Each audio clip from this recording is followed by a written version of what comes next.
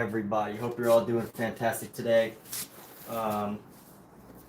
Today's live stream is titled "Don't Allow Others to Corrupt Your Creative Efforts." And these past couple days, as far as my artwork is concerned, I've really been thinking a lot about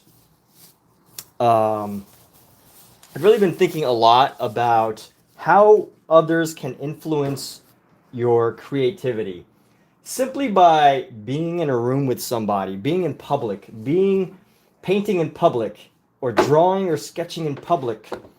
There's this influence that can happen because of it, where you might have a certain style or a way or something that you're working on, and you feel like it has to look a certain way simply because of the people around you, which I feel like if some of the very well-known artists of our time, you could pretty much name any artist that you like that isn't a realist painter. I mean, there's hundreds, thousands of them. If you really think about any of those painters, you might imagine that any time that they were coming up with new ideas, at any given moment, they could have had those ideas corrupted by a random, person who didn't get it. And I find that such an important thing to consider when, you're thinking of who you're going to paint for or those things. But right now, we're going to do a quick cleaning. We're going to do a cleaning of this palette right now. We're actually not going to do some painting, but I just want to demonstrate here while I'm talking how easy it is to clean this palette. But ultimately, that's the main idea for today, is this idea of, how it could be so easy. And when I say corrupt, I don't mean like someone actively, I don't mean corrupting like, ruining somebody's innocence or anything like that. But I mean corrupting, I couldn't think of a better word, but like, knowing who to take your advice from, knowing who to pick as your mentors, knowing who you allow to influence you. And sometimes if you're not consciously focused on it, you can easily be influenced by like random people that if you happen to paint in public, or if you happen to allow someone into your creative space, it could be easy for a single comment that they make to make you go a different direction, even though the direction that you're going might be absolutely fine. And I find that interesting. I think it's interesting because, especially on social media and everything, there can be this huge expectation that art has to be realism, that the only type of art is realist. The only real good art is realist art, right? There's this illusion of that because what art gets the most likes? It's realist art most of the time. It really takes a person to appreciate. There's very little middle ground between the people who like, realism, and the people who can appreciate work that's, the work that's selling for tens of millions. The Basquiat's obvious example, the Mondrians, all these things that, someone say, what, that sold for millions and millions of dollars? My nephew could do that, all those types of works. And I think that there's this expectation that's made online for likes.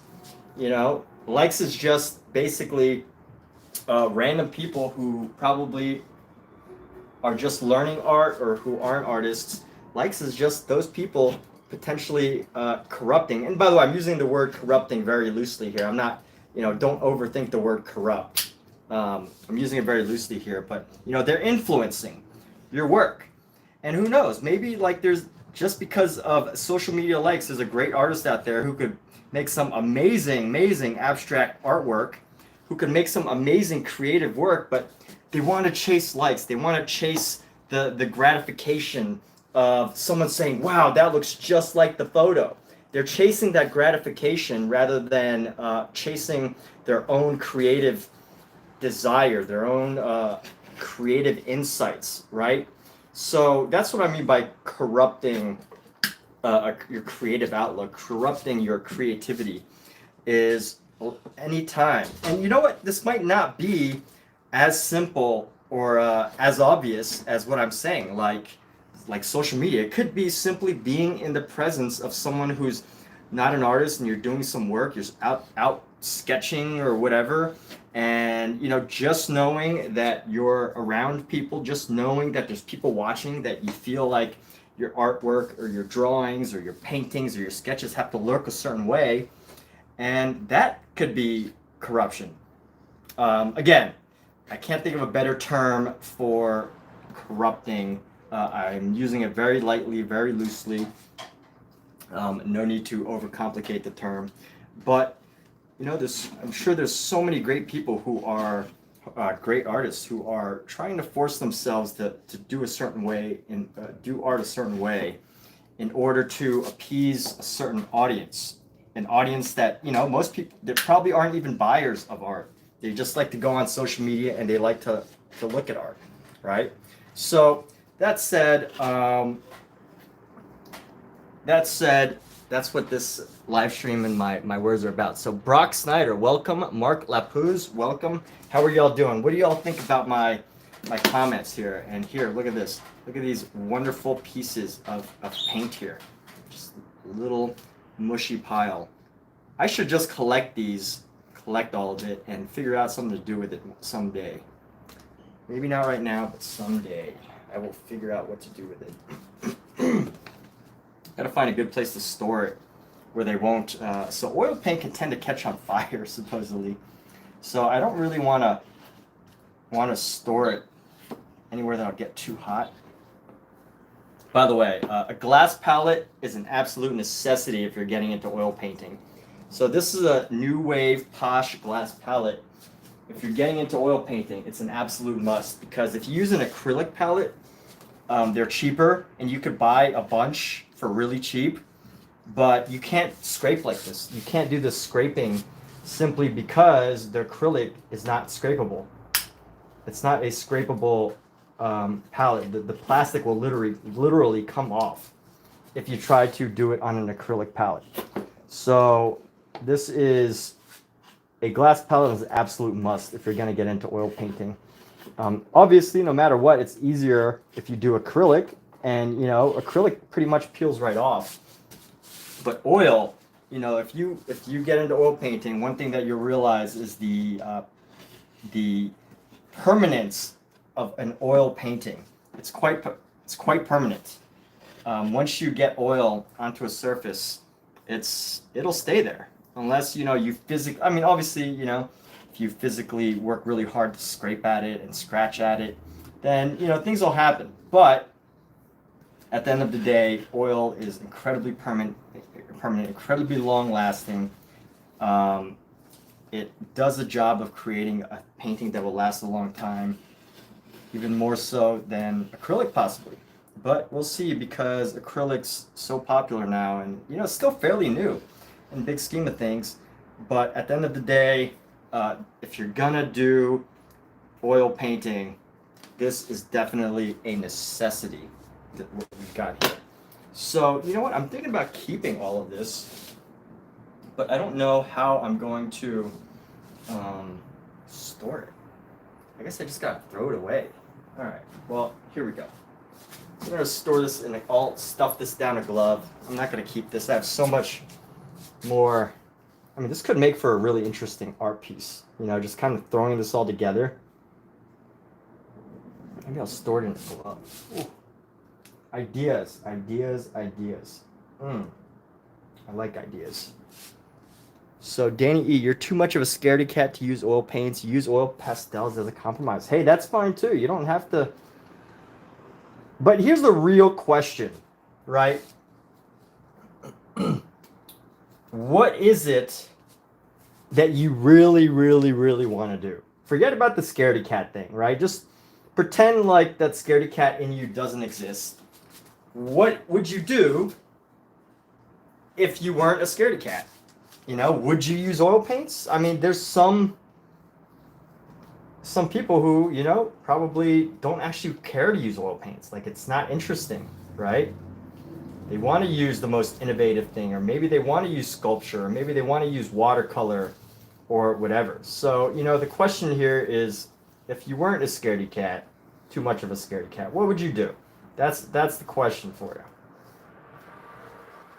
I mean, what even scares you about oil painting? Because, you know, oil painting doesn't have teeth, doesn't bite. I mean, it does, you know, when you work with oil paints, it does smell kind of bad, and it takes forever to dry, as you could tell.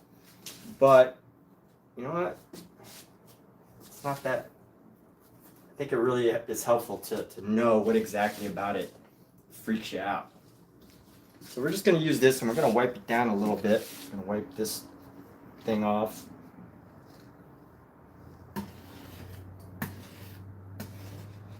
You know what? Just like that. Pretty much like new.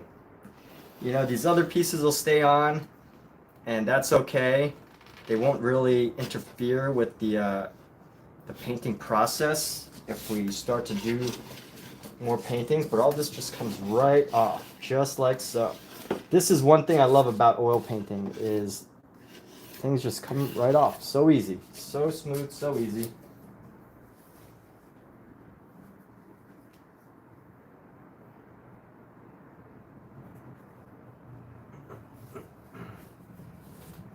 Just like that. And we're going to close up this palette knife, and let's just wipe this down a little bit. We got this rag right here. We're just going to wipe it down, clean it off. And just like that. So you feel like you would use them as well. You like using different mediums. They're just difficult to work with, inexpensive. Yeah, I mean, there's cheap oil paints. I'm not saying you should use them, but you know, I think the general rule that I've read in pretty much every book that, you know, talks about getting into painting is, you know, buy whatever you can afford, the best that you can afford. That's the simple thing, right? That's the general rule. So whether that's the cheap stuff and you need to get started, or, you know, you decide to splurge for the holidays, right? You can get some great paints for you know, a great set for under $100. The holidays are coming up. You know what to ask for now. So here we go.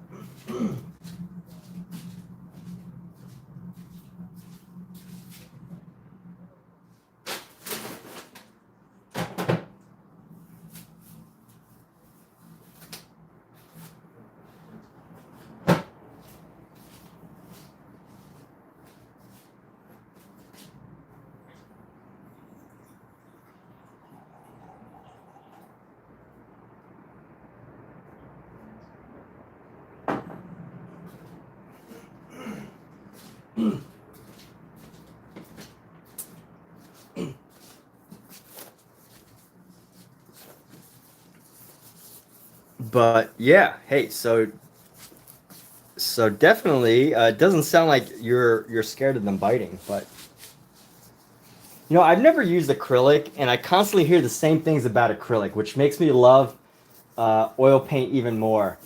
Is this idea that oil, you know, acrylic dries so fast, which is great, but like once you know how to work with like wet oil paint, it becomes great, because I know that if this section's dry, then, or with oil paint, if I know that this section's still wet, then, you know, I can kind of paint around it, and depending on how pure I want the color to be in a certain section, I can basically like just paint around it and not have to worry too much. I gotta be a little bit more free, because the colors can mix and blend, and you can change it and modify it. And I'm not saying you should change and modify, but you get these really interesting effects with oil paint that might be harder with acrylic, simply because of the fact that acrylic dries so fast. Like, this is still wet. I could still mess with it, but I'm not going to.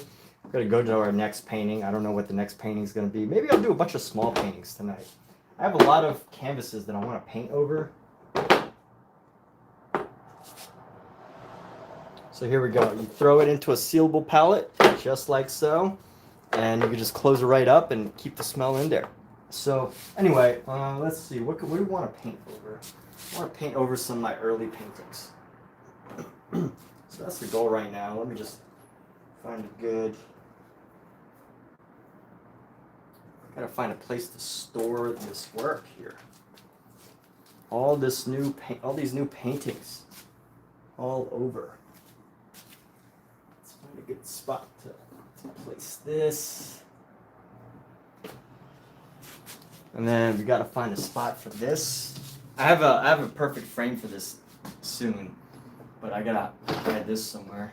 Let's see. So clean that off. Let's wipe that off my hands real quick before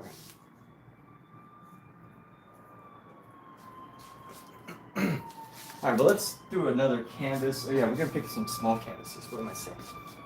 We're gonna do some small canvases here that I'm willing to paint over. It's one of my early stuff, early work. This is all good early work. This is all the early work I like. Oh, maybe not this one. Let's see.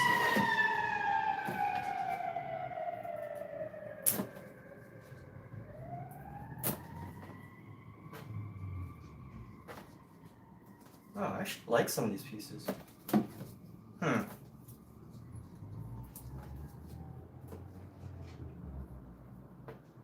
All right. I think I found a couple pieces that I want to paint over.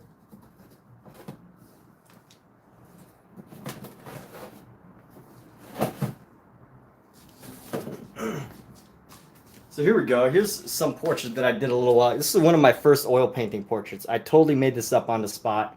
This isn't based on any person that I know. Maybe I'll paint over this too. I might put this somewhere. This is another abstract piece, that one of my early pieces. I actually kind of like this piece, but maybe we'll do something else with it. Let's see how else we could push these paintings. I really like these older paintings. 06 June 13th. Fire Station. Yeah, definitely early paintings that we can mess around with. Just totally experimental stuff. So what's up, Mark Dietz? Alexa, play Buckaroo. Buckaroo by Buck Owens from Spotify.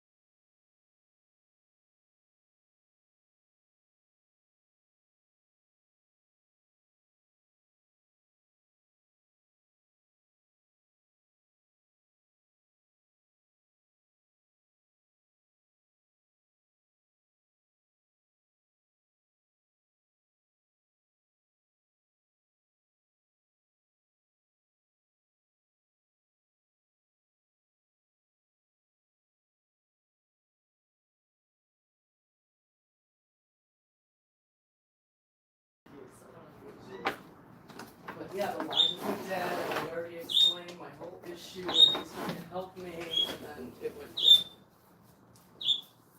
dead. They did that on purpose.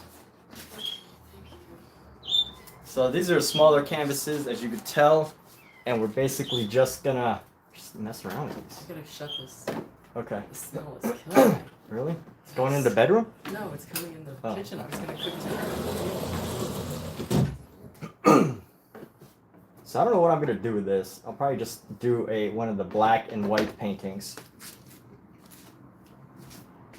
So what's going on, everybody? Danny E, you love the teddy bear. Yeah, maybe I could just paint over this. Here, since you like that one, we're gonna start with this teddy bear one. And we're gonna just paint over it and experiment. So definitely, you know, some smaller paintings.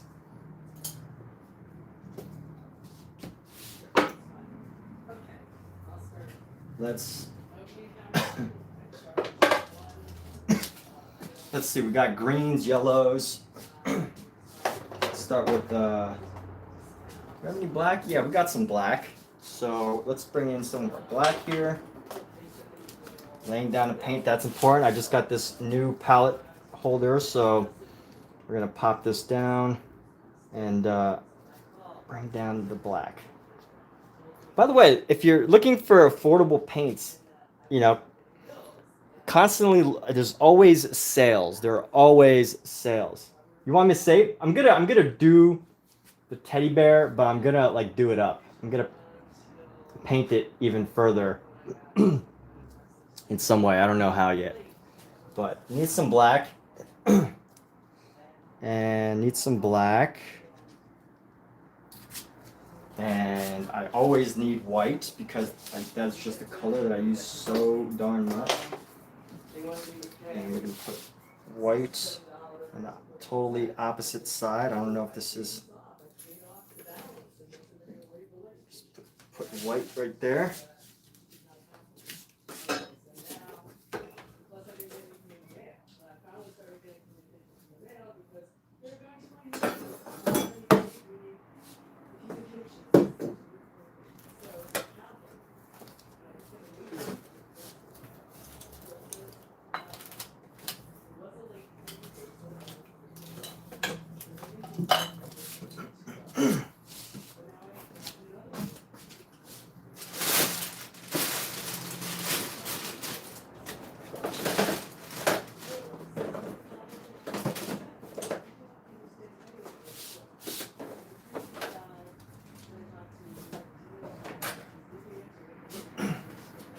And I'm looking for my twister. I have had a tool that allows me to twist my paints squeezer, but I no longer can find it. So I don't know how I'm going to squeeze these paints. I might have to get another tube squeezer. I'll probably have to get another tube squeezer here. So Okay. I don't know what happened to it. It's gotten lost or something. Where did the tube squeezer go? All right. Well, anyway, we got our white, so that's all good. I can just do that for now. But a tube squeezer comes in so handy. Basically, what it does is, you know, I would squeeze it on one end, and it would allow me to just squeeze the rest of the paint out. But all I have for now are these smaller tube keys. So let me prepare some red here. I'm gonna throw down some red. So we'll start around the top here.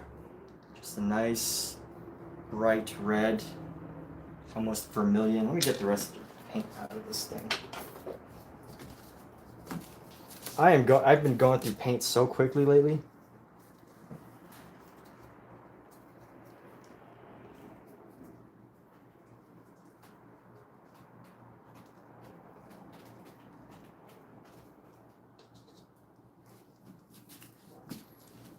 So we need some red.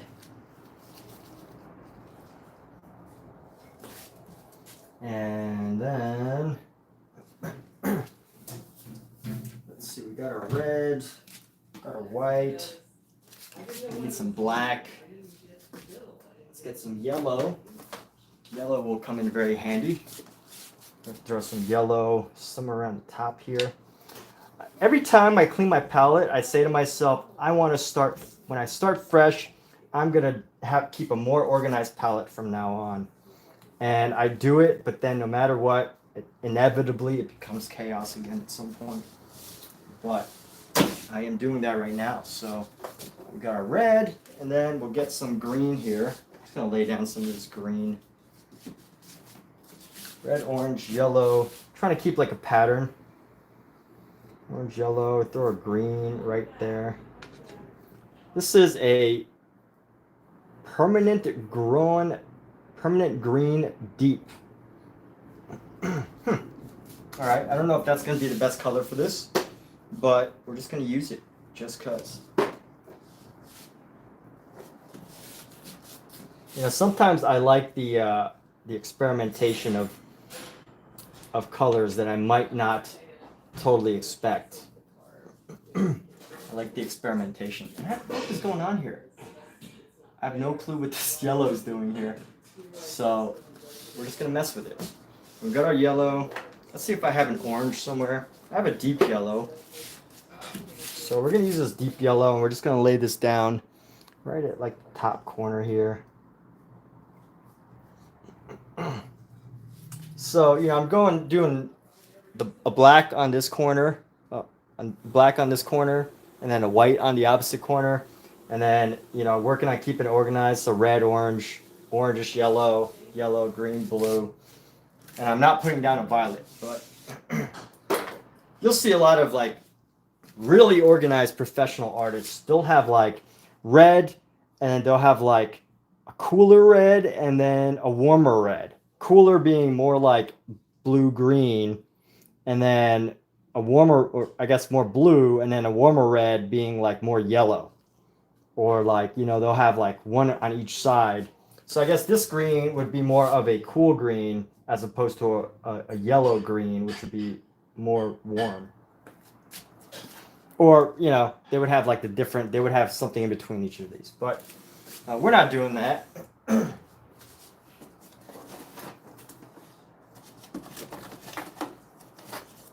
So let's use a little bit more of my, actually, you know what? I'm going to throw down some of my brown. I'm going to throw down a brown right over here. Right next to our black. Should I put it right here? Yeah, okay, fine. Gonna put our darker colors on the left. Try to keep my white organized. And then, what should be next? I really like how this layout looks. I don't usually make it this neat and plan all the colors ahead of time, but this time I will.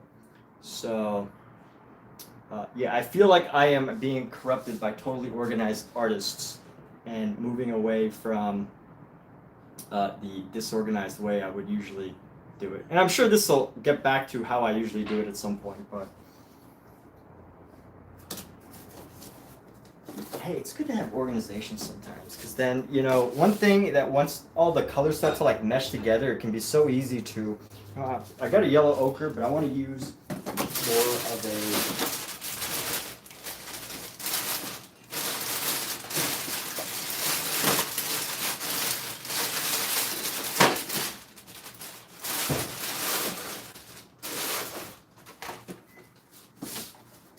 different color than the yellow.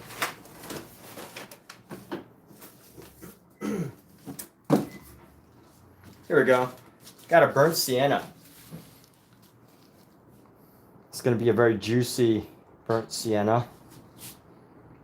We're going to keep this by the browns too. We're going to have a little section for our browns.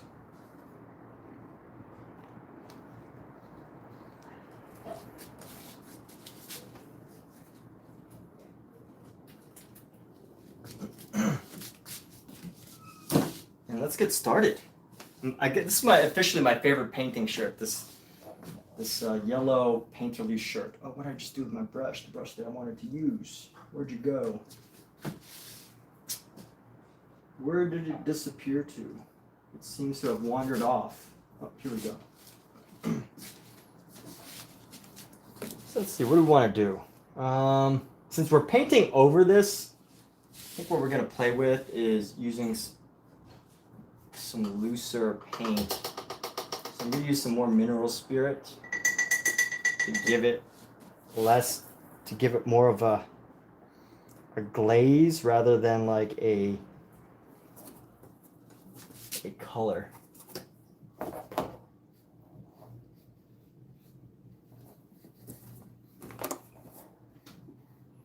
And here we go, just going ahead and get started.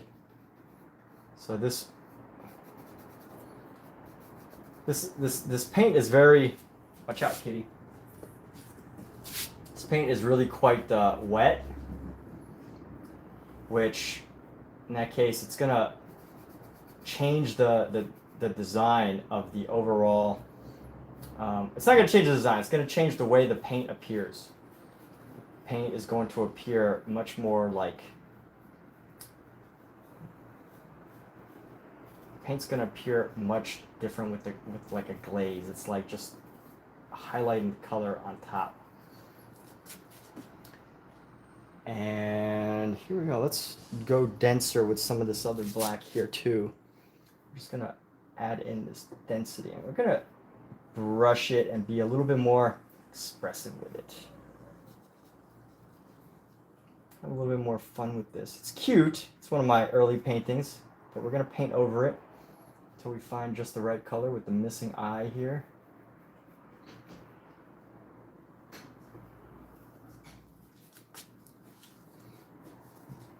Just give it a little bit more character. We're playing now. We're experimenting with. I usually don't work on paintings that are this old. You know, I'm usually on to like the next project or whatever, but here we go. Wear a mask.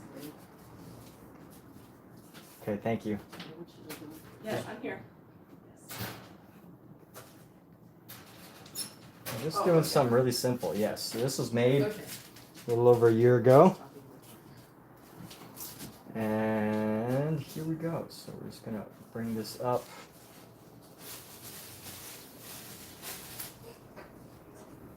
So this is like a really thin layer of paint, pretty much. Just a really thin layer of paint. And I really just want to cover in, block in all of the spaces again. Reblock everything in. Right? That's what we're doing, is we're just going to reblock the bear and everything. And eventually we'll mess around with it. So gotta run to work. Hey, take care, Mark. Thanks so much. Appreciate you, dude. Thanks for popping in. All right. And I don't remember what this looked like, so let's go ahead and mess with this. All right. Let's what would be a light color that we can bring in? I'm gonna grab a palette knife. A nice small palette knife, and we're going to bring some pliable white into the center. It fell off this palette knife, and we're going to bring it into the center, and this will be where we can mix some colors. So let's grab some of our red and bring it down into the center.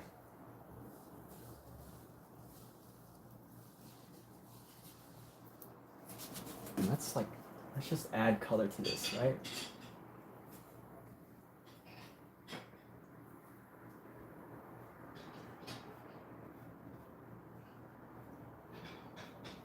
It's like super wet, so I'm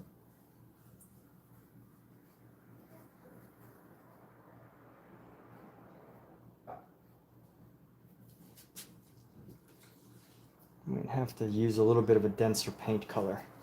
Let's go denser with this paint here. Bring in a little bit of blue.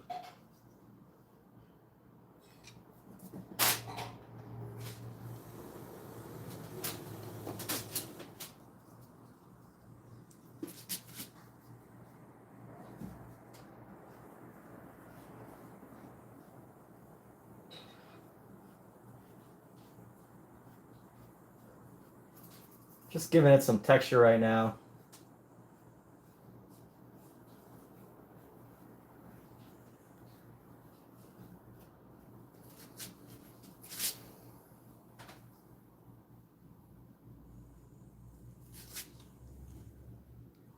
And by texture, I mean like, you know, just a little bit more paint and color, not necessarily like throwing on impasto or anything like that.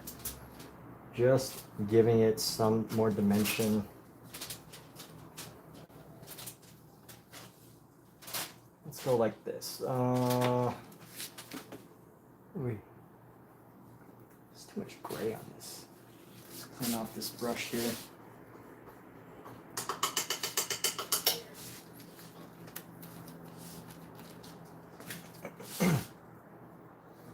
Let's go right into the bear. Let's give the bear some interest here.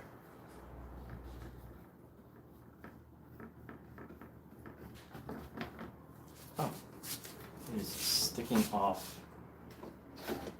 There we go. Don't want it bouncing around too much. Let's grab some of this.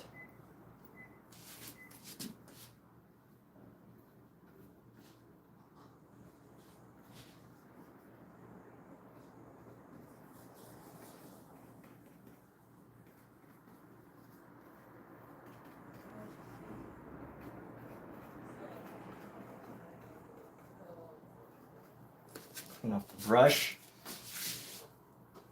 And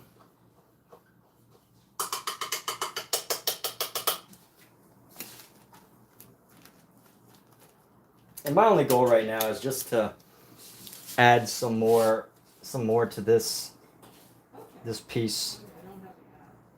Give it some extra pizzazz. So here we go. Tighten it up. Make sure it's nice and tight. Okay. Okay, good. Thank you so much for your help. Okay, thank you.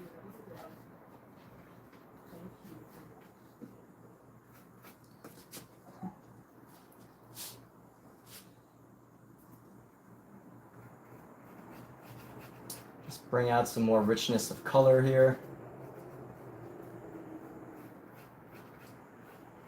You know, as you can see back then, I didn't really know how to lay down paint.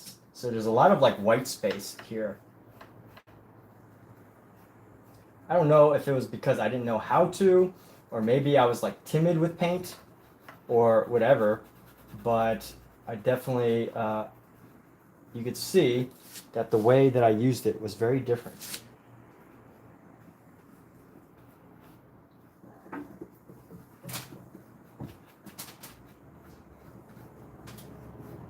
And I don't have this as a reference. I mean, it's not like this teddy bear isn't sitting in front of me. So right now, one thing that I learned listening to Vincent van Gogh's tapes is when he talks about other artists, and when other artists like Paul Gauguin tells him to paint with his imagination, you know, and it's one of those things where if you can remove the reference, I think that really helps to unleash a bit of extra creativity, because you lose the expectation of what it's supposed to look like. So although I have it right in front of me, it's literally painted in front of me, I don't have the reference in front of me, which means, you know, I'm not distracted by what's on the reference, and I get an opportunity to, watch out, kitty, no, no, no. I'm not distracted by trying to make it look like the reference. So I have the opportunity to just go with the flow. And here we go. So just going with the flow here. Let's add some texture and design here.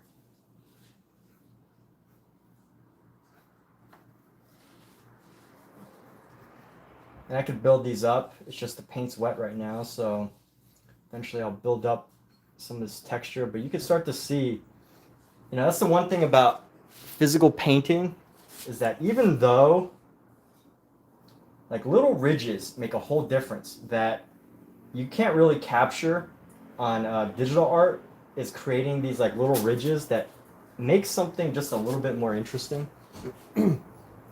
that make an artwork just a bit more interesting. So let's actually paint into here, use this red to fill this out.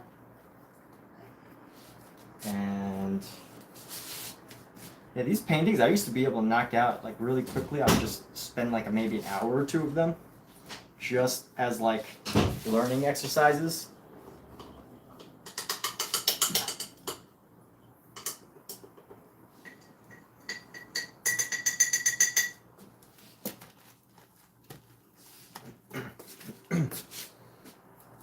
Let's go with this blue back here. Let's go with a nice dense blue.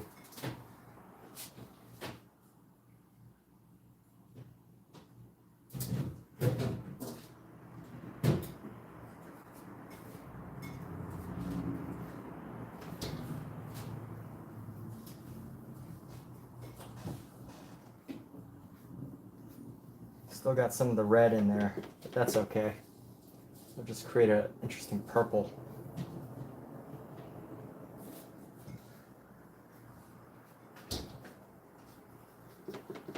We'll even change this green up a little bit.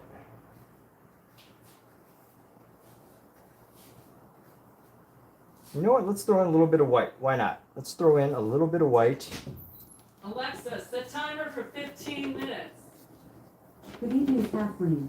15 minutes, starting now. Danny, did your Alexa respond? And we're gonna go like so. There we go. Bring in some more color into this.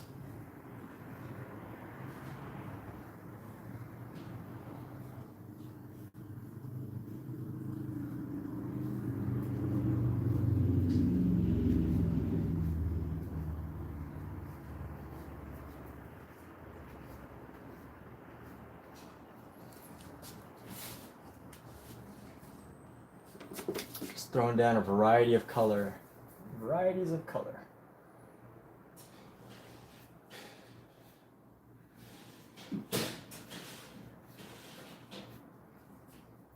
Perhaps some more of this blue, our white here.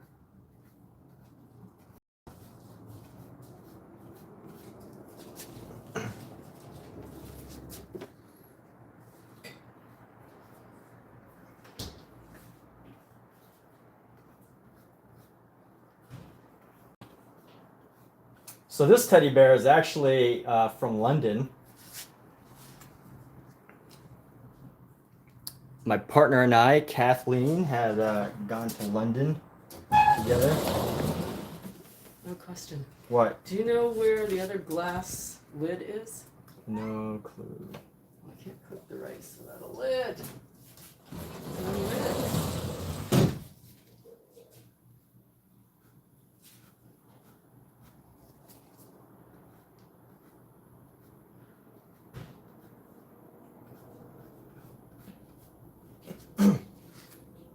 And this is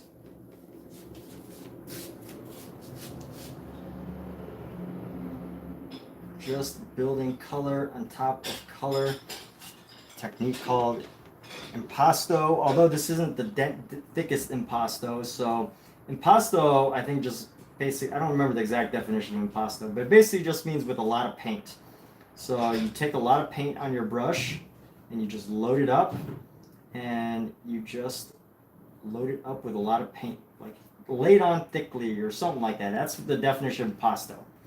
Laid on thickly or whatever it means. And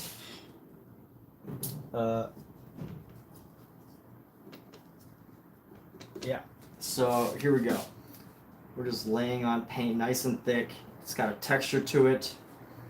And one great thing about working and doing impasto is that when you work with impasto, it creates like all these little ridges. Every little ridge, the richness of oil painting, I think, comes from just this effect that comes from the richness of oil painting comes from, a lot of it can come from just using paint really thick. Because every little ridge that gets created, every little detail gets captured by the light in some way. And that's incredibly powerful. And, you know, I'm not saying it can't be done with acrylic. I don't actually know. But with oil, you could definitely start to see how colors start to like come together. And it's amazing. I use so much more paint now. I remember when I painted with this, I used maybe like a quarter of a tube when I originally painted this, but now it's like I've already used like a half a tube just for some of these designs. My goodness. All right. So here we go. We're going to bring this up because I need to get into these crevices here. So we're going to go right into the crevices.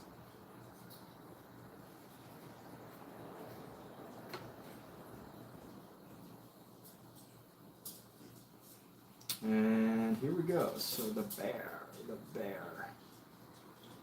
So fortunately, I already have original photos of this bear, which means the original, I still have an original detail.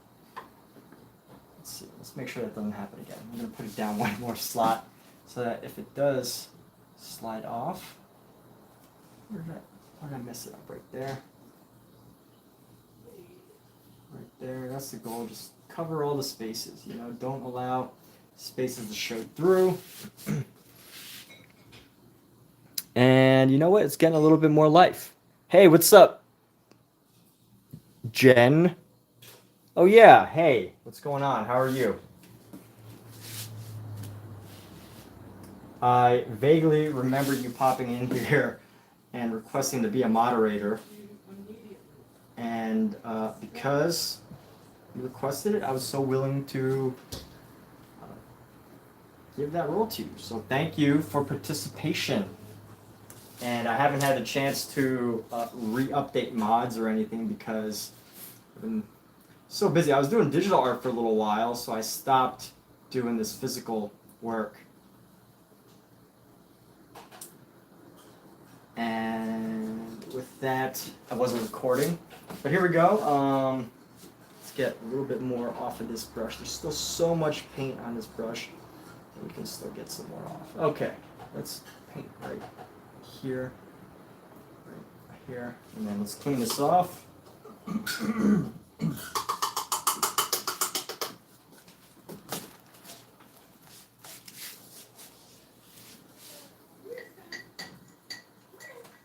So I guess my goal here is really just to give it a more richness of color.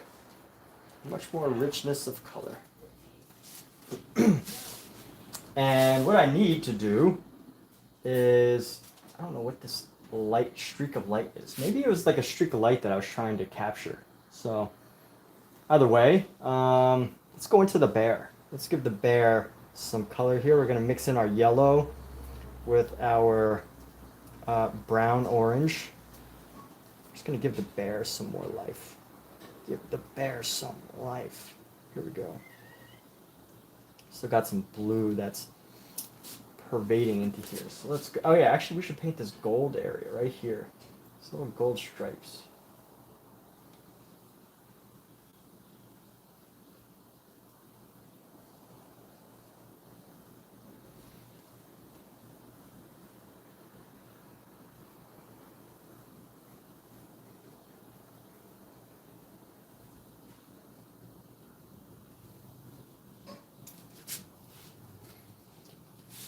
You know, I didn't think I was gonna go back to these. Like when I originally did my early paintings, I was like, I'm gonna save them. I'm gonna save them and keep them as they are because it's like a moment in time. But then I finally decided that I'm gonna go ahead and do these paint overs. I'm like, okay, so I got that black into it. That's okay. We'll paint over that again later. But let's get some of this red. I'm gonna vermilionize this red by adding a bit more, or orangify this red by adding some more yellow. And we're gonna go just into the arm right here.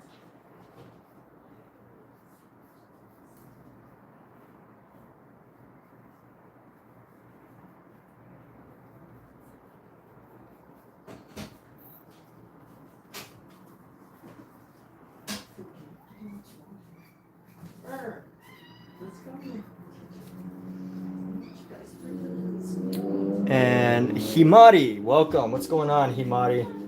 If you're just tuning in, Jen, Himari, I am just painting over some old paintings of mine. These are some early works that, you know, it was just me flinging around paint on a canvas on some smaller pieces just to experiment and learn and practice.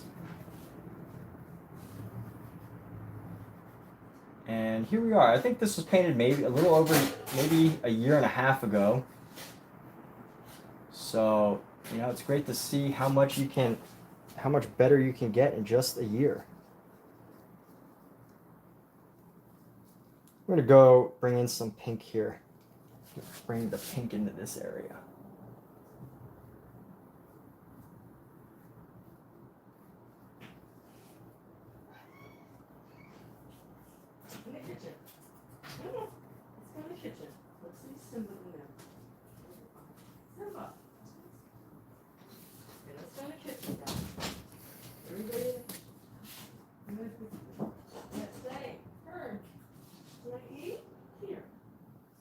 And is this better? I don't know yet. I think it still needs a lot of work. Let's see here. Let's add some of this red into here, into the. How do we do this? Well, we can do it in a circle. Let's make it a circle here. So.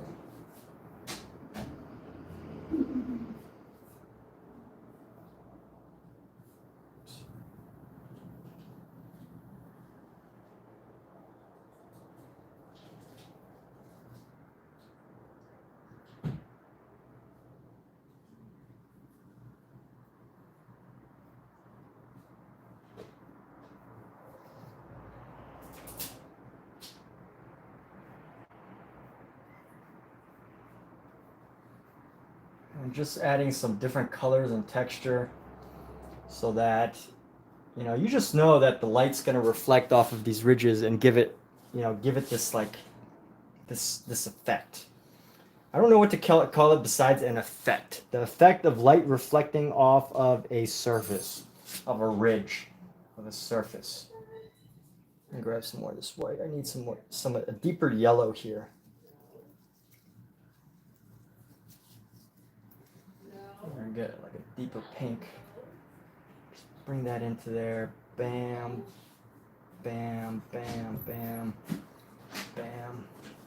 I hope you're all doing fantastic. I don't know if some of you, I don't know, this isn't really like a paint along. So sometimes, if you have any ideas that would, points of discussion, definitely feel free to share. But for now, let's make this rounded. Let's round this area out. We're gonna circle it. There's no reason that this has to be a square.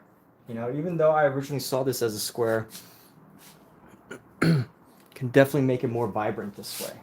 So let's go like that.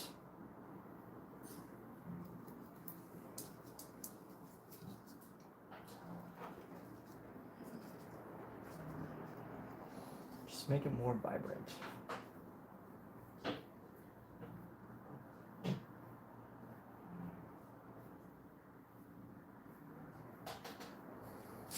Maybe, let's go, got the red, let's bring the red into here real quick. We're going to continue dragging this red down.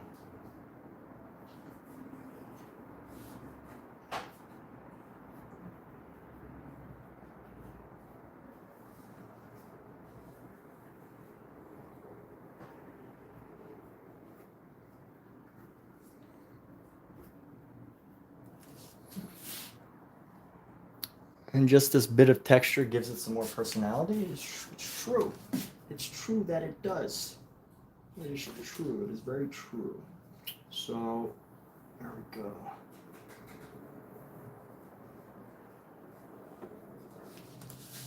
Now let's clean this off.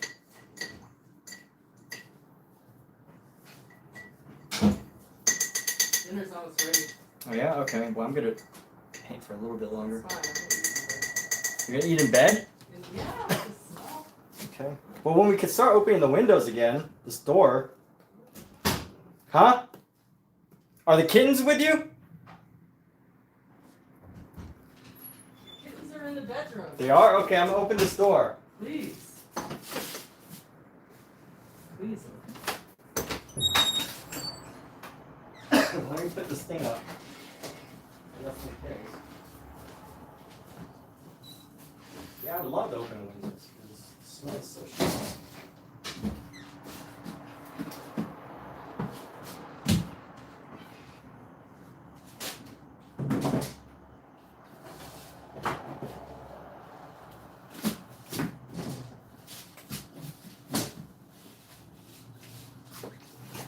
Whew, that's better. Air out the room. We got kittens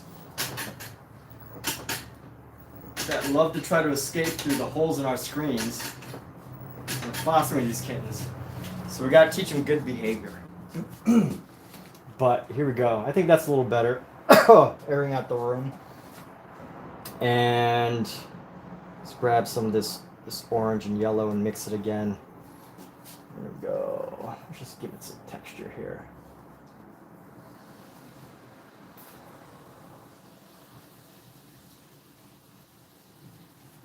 some in the paw. Grab some more of this color.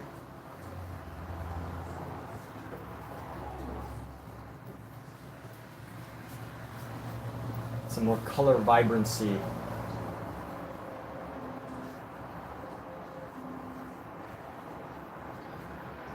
Don't want to overdo this color because I will be mixing some other ones in here just to give it the design, but yeah, I think you can already start to tell like how these colors have an impact.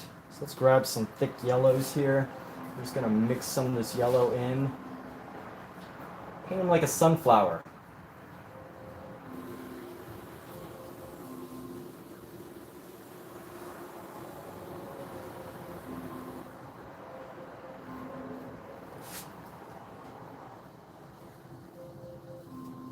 You know what, after I'm done with this, I might even go in with a smaller paintbrush and let's go boom.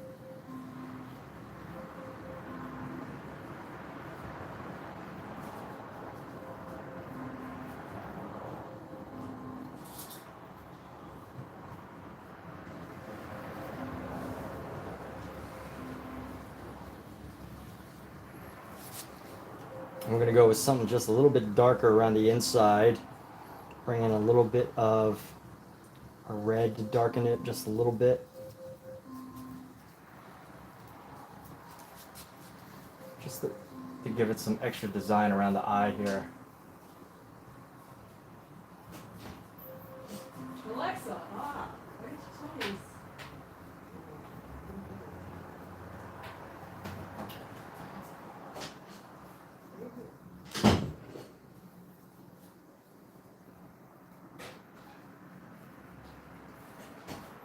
Alexa, set timer for 5 minutes. And Taro by Samad, recycling an old canvas is always good. You were looking at those easels today. Turn up the volume on the alarm. Oh, this easel right here? Yeah? Yo, this easel is great. I mean, this easel right here is pretty much like an entire studio in one. As you can see, my apartment, basically I can almost touch that wall, right? I can almost touch that wall. And when you have limited space, when you live with other people, you need something that you could basically fit in a studio. And this ends up being like, of course it's high, right? But the actual space is like 3 feet by like 2 feet wide. It's absolutely perfect if you're in a small environment. And you know, and the canvases that I could fit probably go up to about 30 inches. I don't know if this is 30 inches, but it looks about 30 inches. So I think 30 inches is about the max that you could fit on here. And obviously you can fit as wide as you need, but this is like an entire studio. Look at this. It fits all my paint, tons of paints. It fits tons and tons of paints. You put your easel on the front. I got my cleaning solutions right here. I got, you know, sets of paintbrushes. Now, obviously, if you like to sit down, I don't like to sit down when I paint. As you can tell, I'm standing. But, you know, if you sit down when you paint, you're going to have a whole different experience because this might not work for you. You're going to need a table next to you. But for me, I'm constantly moving around. I'm going back, getting a new paintbrush, wiping stuff down. But this is like an entire studio in one. I absolutely love this thing. It's one of my favorites. I mean, obviously it is my favorite because I use it all the time. Now, I will say it doesn't last forever in the sense that, you know, I've been using it so much. I bring it out with me. People accidentally kick it when I'm painting while outdoors. And, you know, people even kick it in my apartment accidentally or on purpose. I don't know. But that said, there's been quite a lot of damage to it. And it's still standing. It still stands perfectly fine, which is amazing. So it lasts a long time. And that's all you can really ask for. Now, I'm sure soon enough, within the next, like, couple of years, I'm probably gonna have to get a new one just because I could already see some of the pieces coming off. Like there's these little rubber things that go on with the screws that help to adjust some things. Like right here, you can see this bolt or nut or whatever you call it. And this didn't have a rubber part, but on other parts of the body, there's like these little rubber things that stick inside. It might be easy to get a new one, but they came off. So I probably could just get a new one. I don't know what the technical thing that they're called, little rubber stoppers or something. Whatever, but anyway, let's get into this flower. We're gonna paint some reflective reflective reds into this flower here. I think that's what I was going for with this purple, this expressive purple color.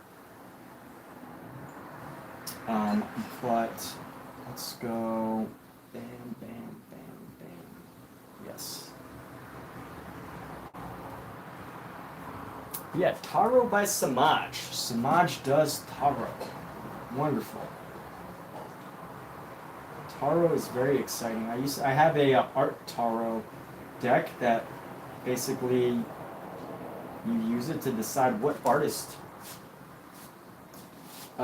what your artist's spirit of the day is.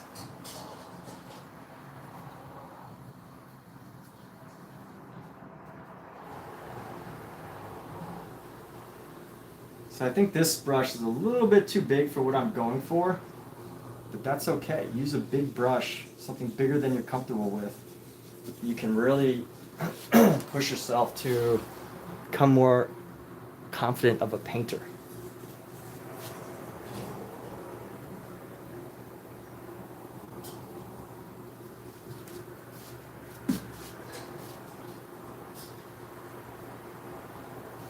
All right, let's clean this off.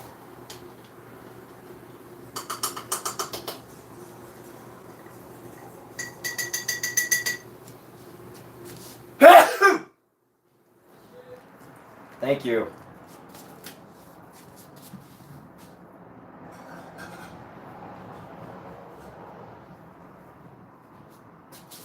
And here we go. So getting into this green area, I need something a little bit more. Actually, let's get into these yellows first. Let's fill in some of these yellows.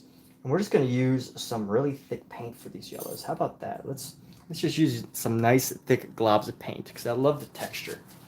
I love to see texture. Who doesn't like texture, right? And we're going to mix these up here. We're going to throw that glob there. You know, we're going to kind of paint by numbers in the sense that I've already painted some of these areas, so I'm going to just mix these colors in where I see fit, and you know, wherever I had left my mark of a lighter color, then I'm going to paint the yellow, and wherever I left my mark of a darker color, I'm going to use this like off yellow. And somewhere along the way we will find just the right colors. We'll find the beauty in the work. So let's go like this. Boom, boom, boom, boom. Let's grab some thicker paint here. Let's go boom, boom, boom, boom, boom, boom, boom, boom, boom, boom. And boom, boom. Add some more paint. Load it up. Don't be shy. Boom. Boom, boom, boom, boom. The only problem with me painting so thickly right now is that now I feel like I have to go back and get the rest of the painting super thick and painterly. But that's okay. We can do that. We can do that later. Let's get this nice thick glob of paint and get right into this hat here.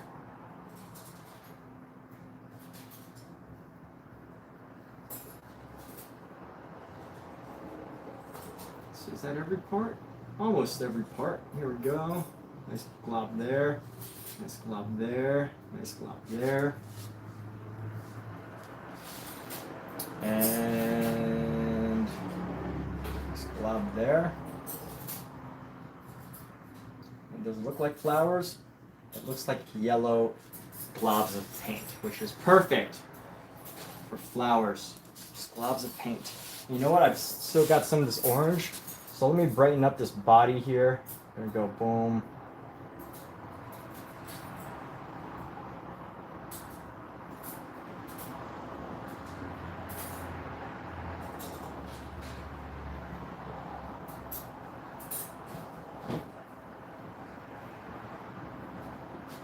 I'm gonna have to figure a good color too.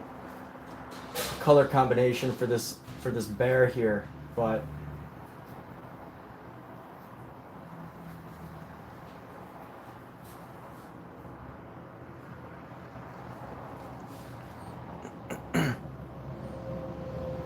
And let's see how we're gonna go about this green area here. Gosh, this needs some more.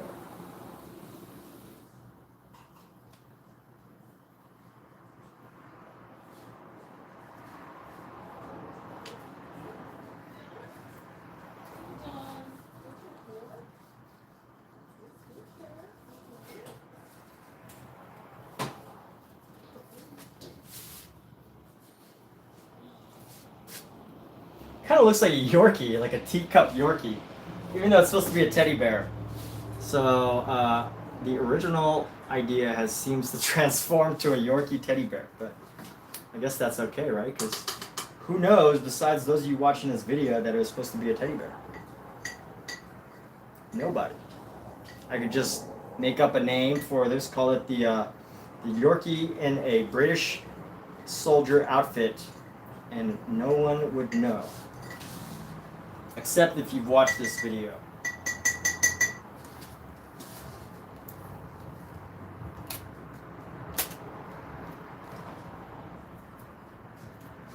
Let's air out the room a little bit more. Oh, I gotta pull this laundry.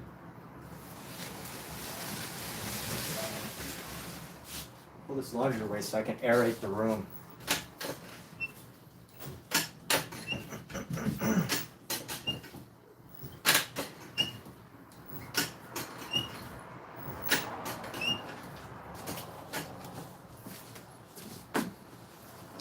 All right, that was a little helpful.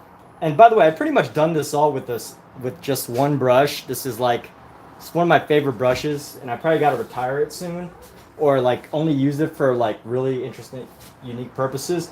But right now, I'm just taking this, and I'm gonna go ahead and go into here. And I've just been using this one brush. I wouldn't necessarily recommend just using one brush. You know, you got to use the best tools that you figure, but sometimes I like to just push ideas in the sense of, you know, like a challenge. I start off like, oh, let me just, you know, try this. Just try to see what I can do with just a single brush. And that's what I mean by the challenge, when I try to go for like a challenge. So here we go. Let's go whoosh. Whoosh, whoosh.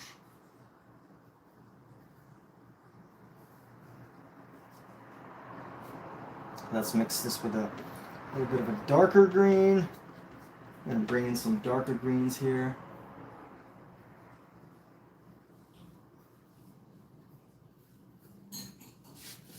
We're going to bring in this light green. I'm going to pop these colors around.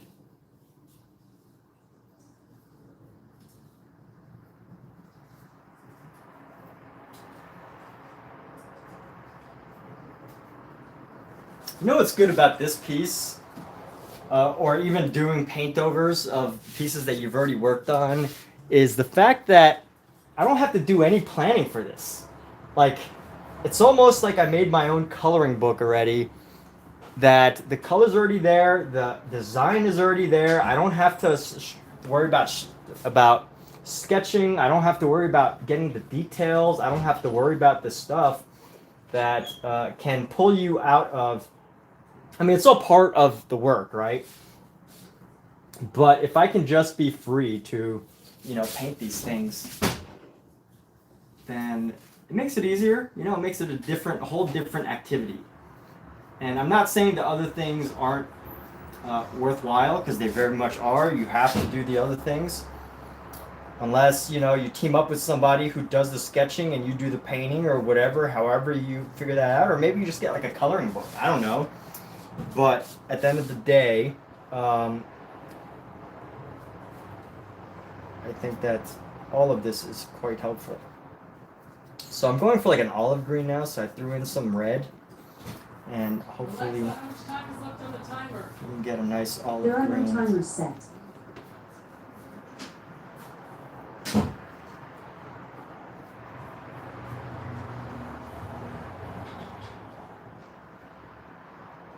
we go.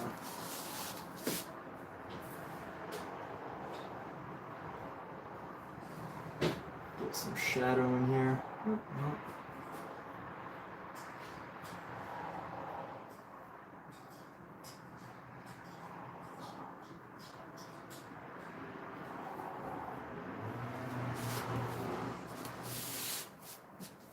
But yeah, basically with this, I'm just pretty open to just throw down color wherever I see fit. And it's a little bit different. It's a little bit of a different experience painting like this. I'm gonna eat in 2 minutes. Okay. Are you gonna join me or not? No. Okay, I'll just leave yours on the stove. All right, thanks, babe.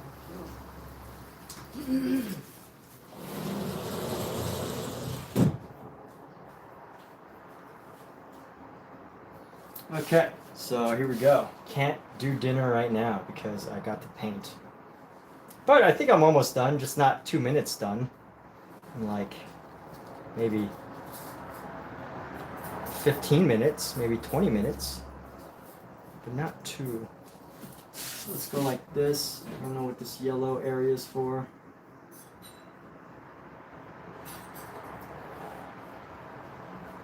Just paint that in.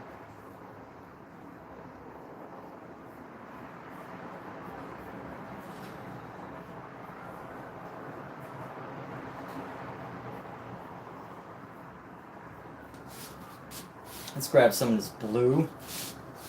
I'm gonna mix this blue in here into this vase here.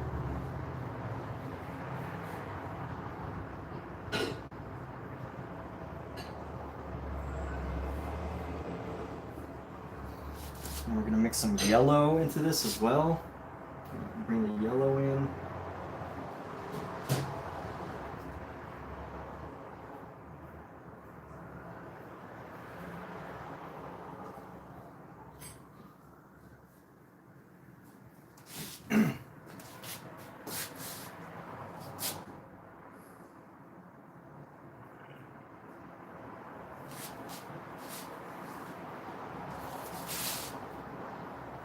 Let's bring in a darker blue.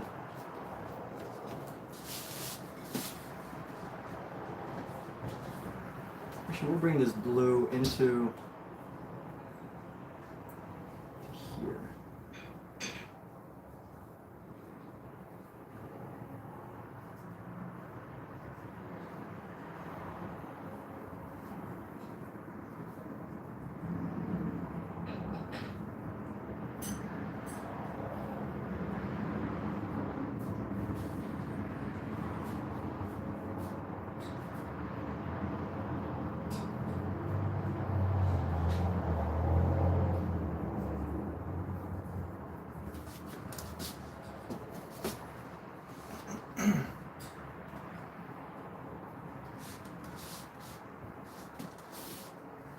Oh, what color we got here? We got this dark green, so we're gonna go ahead and carry this up.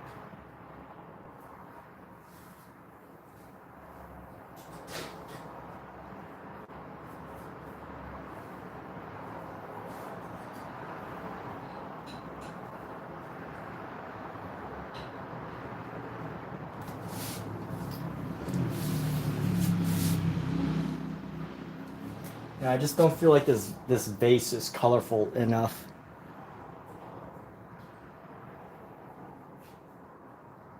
I mean, I do like how it's turned out, but I don't really. I feel like the base needs some work.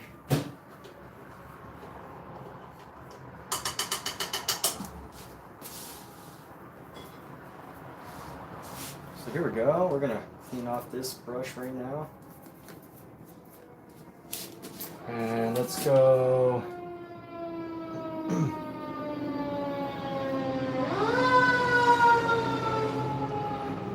Let's lay down some browns.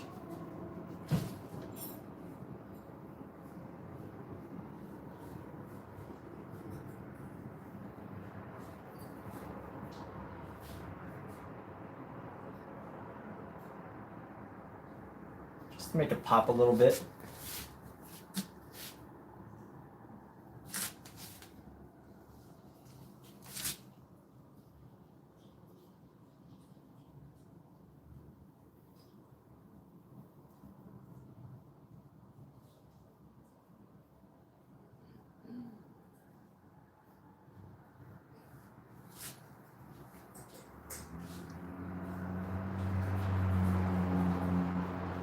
here we go. I'm gonna do something I don't usually do, but I'm gonna throw in an outline.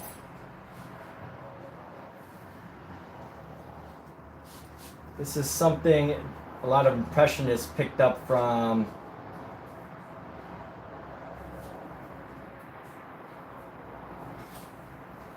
Japanese artists, is painted using outlines. Now, usually the outlines are a lot thinner, but I'm really curious to get the effect here of having outlines.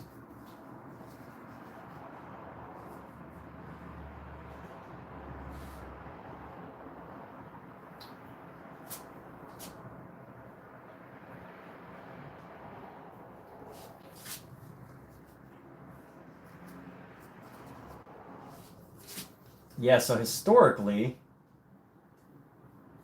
and even especially in modern art schools, and with digital art, the outline is kind of like this thing that people don't really do, because you're supposed to make your painting like so crisp that you don't really need an outline. But I've been wanting to see how my work would look if I used an outline.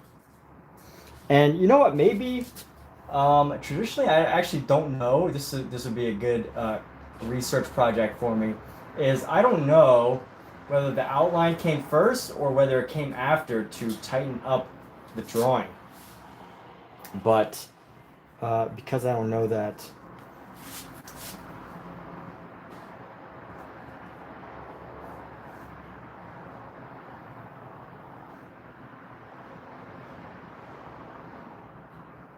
Because I don't know that, this might not be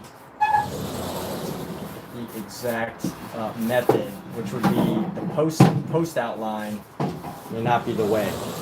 So I don't know. I'm playing around with it though. I am playing around. So here we go. Let's use black. Why not?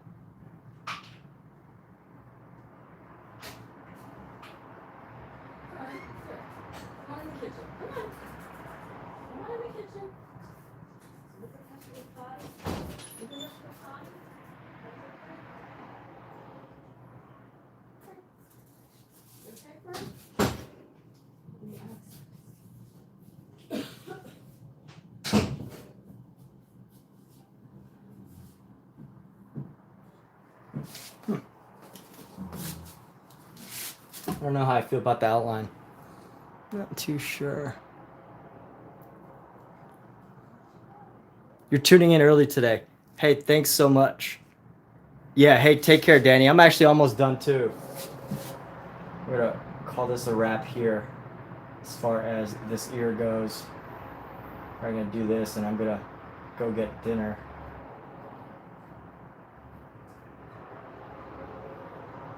Here we go. So, not a big fan of the outline. So if I do ever come back to this, we'll know what to do, or what I can work on. But let's see, what happened to this? This has a lot of black on it. Let me get rid of this black here that's on the palette. And we're gonna go just bring in some nice thick black here.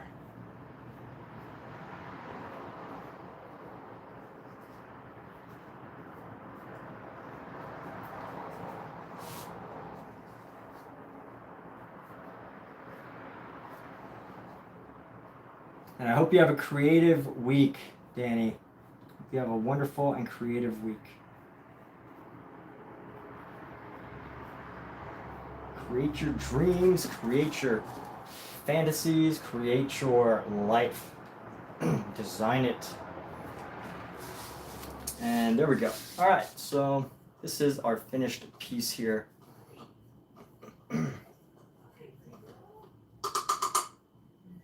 Got to clean this brush off and then we're going to call it a night. Can you believe that? I guess I did some cleaning of my palette, but this took longer than, this took more time than my self-portrait. That was like 5 times bigger. So let's go ahead and wrap this up. And I will give everybody a close-up here.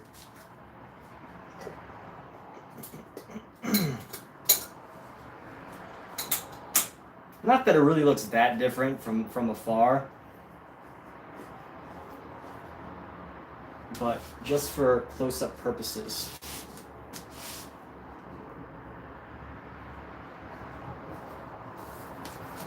It would be nice if I could show the before and after, but you know what? I'm still gonna go break into this and push it to some new levels as well at some point. But tonight, it is time to take a little break. Yeah, I like how it turned out. Looks different. It looks much more fresh and clean, expressive. And these are some wonderful colors that I got to play with.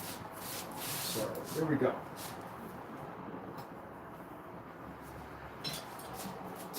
And of course, I've got my new palette seal, wherever that is. Here we go.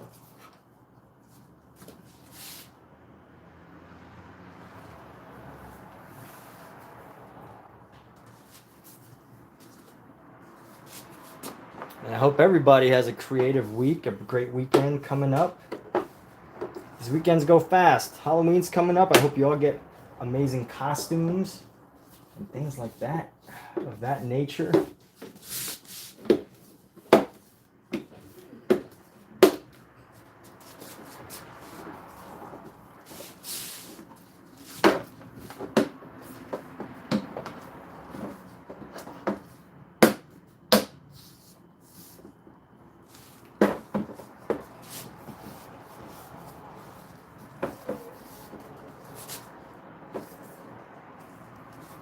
All right, let's close that up and we'll call it a wrap on this. So those of you that tuned in, thanks everybody, and I hope you have a great creative week.